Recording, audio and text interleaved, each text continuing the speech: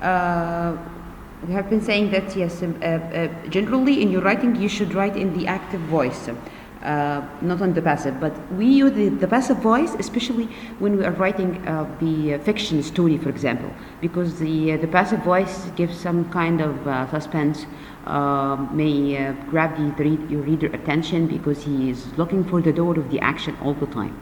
Got it? I saw that you were asking me a question. How, right?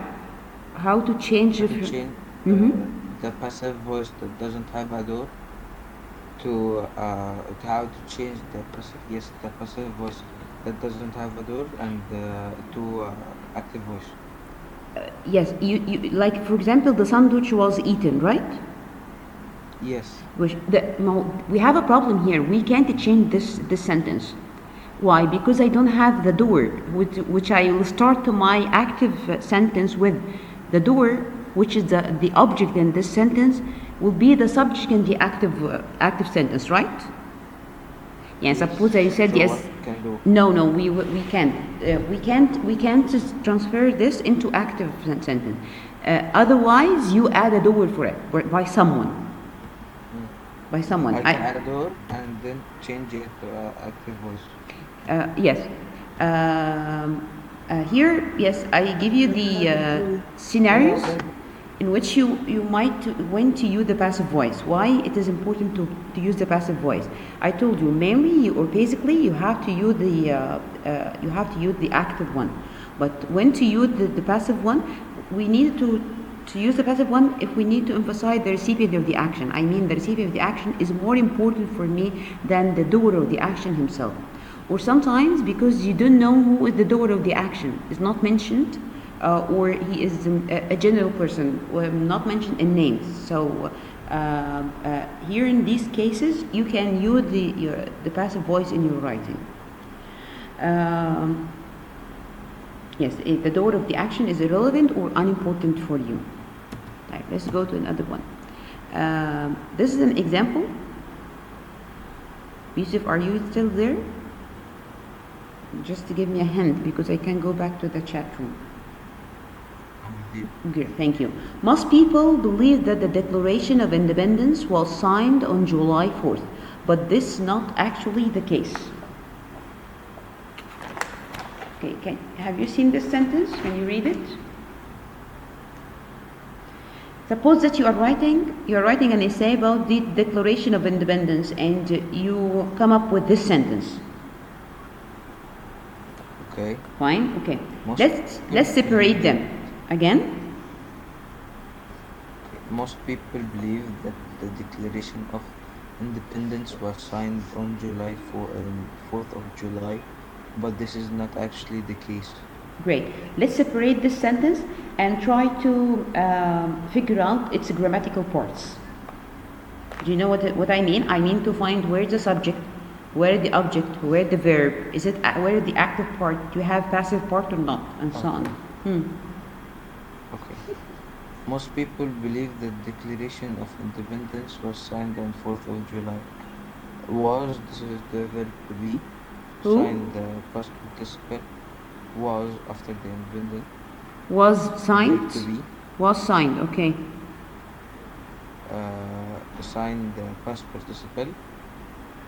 On 4th of July, the subject. This is the object. What is the object? Where is the object? Yeah, how? Come on, yeah. What? How can I consider? What kind of sentence? Is it active or passive? Declaration of Independence was signed on July 4th. Is this passive or active? Active. I will say it again. Because was, verb to be in the past, followed by the past participle of sign. Was signed. Yes. How can I don't have by? I don't have by because the door of the action not mentioned here. The door of the action. This is one of the sentence you can transfer it to the to active. Got it? Because the door is not mentioned. So this one, starting from the Declaration of Independence, was signed on July 4th. This part only, this is the passive voice. The Declaration of Independence, it is the subject of the passive voice, but it is the recipient of the action, not the doer. Do you understand this? Someone signed this declaration. Someone signed this declaration, but he's unknown for me. Was signed, this is the verb, but it's in the passive form. Verb to be in the past followed by the past participle. But the doer of the action who signed this declaration is not mentioned. Got it? So try to understand the parts. Got it? Got it, fine. Look at the first part of the sentence. Most people believe. Most people believe. Yeah. Most the people is the subject. Most what? Yusuf, are you sleeping or something? Most is the verb. No. Most is the verb. I wish to see you in front of me right now. Believe is the verb. I can wake you up with my tools. No, I'm okay. Okay, fine. Most people. People, I will tell you, is the object. Most people believe. Most people believe. Where the action? Where the action? Tell me. Where the verb? Believe. Believe. Who believe? Who makes the action? Who's the doer here? The doer is the people, really? So people here is The huh? no, I can't do it. Yusuf, as long as the subject is the one who come at the beginning and followed by the verb. People believe. If people hear subject and doer, or subject and recipient? Subject and do. Doer, that's right, because they are the one who believe, right? Yes. So I have a subject, and the subject is the doer, followed by the verb, believe. So this is an active sentence. Yes. Got it? Okay. Got Okay, this is an active voice. What about this one? The Declaration of Independence was signed. passive voice. Declaration of Independence. It is what part of speech here in this sentence? Declaration of Independence. I'll tell you. It is subject. It is subject. Subject. But it's the doer or recipient? Recipient. Thank you. Now you got the difference between the active and the passive. Both of them has a subject, but the difference that here the subject is the doer of the action believe, but here the subject is the recipient of the action which is signed. Yes. Please tell me if you don't understand it. I can repeat it again. No, it's okay. Thank you. So this is the my explanation. Okay. Okay.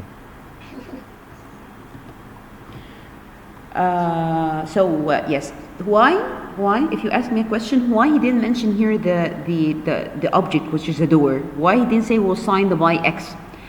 Simply because this declaration has been signed by many people, so he cannot list all the names in this sentence.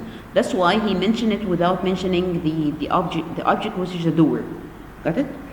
So he just write it in passive without mentioning the doer, because there are a lot of people who do this. So that was the passive voice was better to be written in this way. Okay. Okay, fine. How to change from passive to active and vice versa? We have some steps. If you will follow, conversion will be very easy for you. Number one, yes, you have to know to switch the subject and the object together. I mean, in the active voice, the subject is the doer and the object is the recipient of the action. Fine.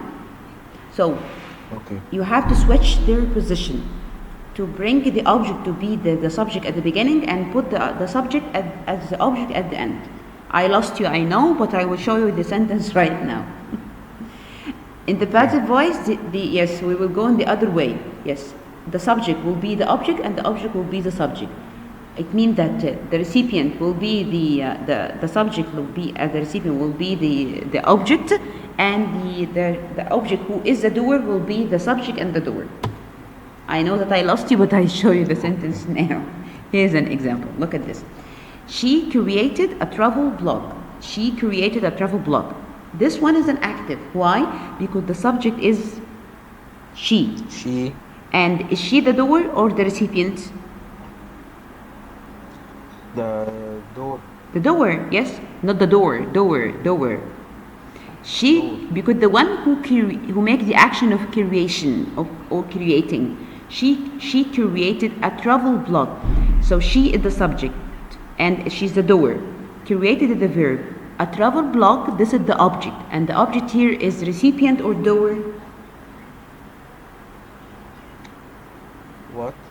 The travel blog here is the recipient or doer? The one is receiving the action or the one doing the action? Travel blog. Recipient, excellent, because she travel blog as an object in this active sentence and receive the action of creation. خلاص, got it? Now I want to convert this sentence into passive one. We will make like a scissor. We will switch. I will start by a travel blog. This will be my main concern. A travel blog. So I will start by it here, like that. A travel blog here turn to be from object here to a subject here, but both of them are still the recipients. Again, I will change it. The travel blog. Yes, I will turn from an object here as a recipient to a subject here, but still a recipient. You don't understand this part? No, I understand. You understand this? Great. And then the second step, we are going to change the verb form. How to change it? Created here is in the past. So changing the past into the past part into the passive form, we said we have verb to be. As long as it's in the past, so I will use verb to be in the past, and there should be a verb agreement. And created the past participle of create and by phrase, which will follow by the object. I change. This is so easy. Yes, I change she to her because she here is a subject pronoun. Her here is an object pronoun, but it's still the doer of the action of creation.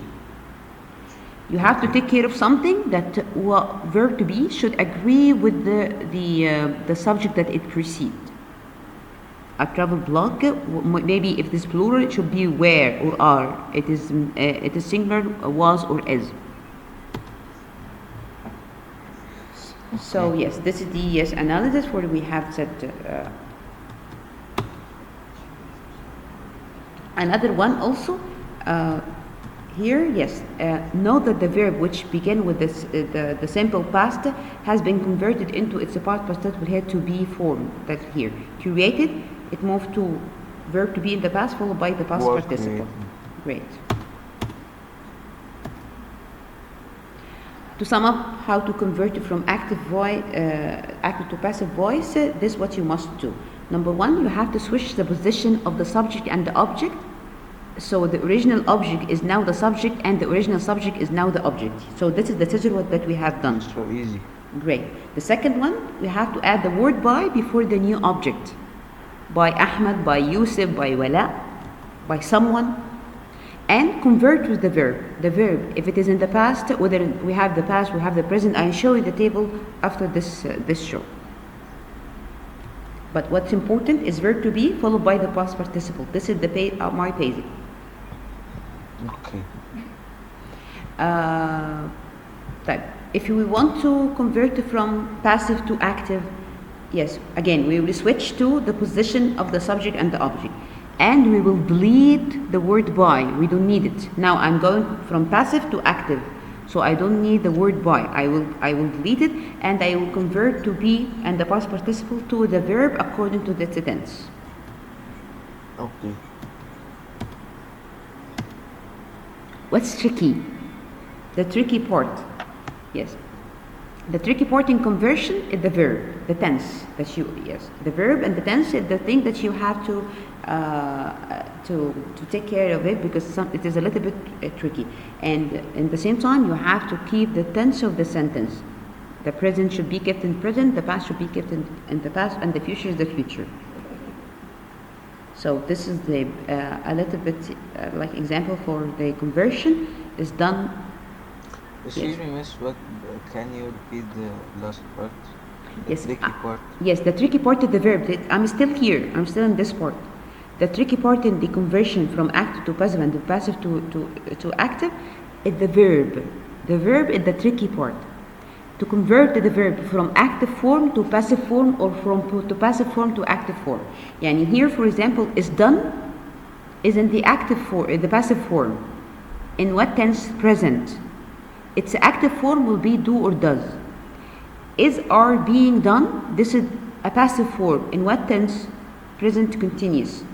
Its active form will be verb to be followed by verb with ing. Was or were done? Passive form in the past. In the active form, it will be did. Was or were being done? Past participle in the passive form. And in active form, it will be was or were doing. This is what is tricky about the conversion of the verb from active to passive. Will be done. This is a future form. We have will followed by the infinitive form of be and the past participle of the verb. What is this active form? Will do. I will show you now, yes, a table of the tense changed in the passive voice. Are you still there, Yusuf? Yusuf? Yes, miss. Yes, okay. Our session has ended. This is the end of the session. Would you like to continue on Thursday? What would I like, miss? Sorry. Yes, we can continue next Thursday. You know that the quiz has been cancelled Why? due to your exams. What is our exam?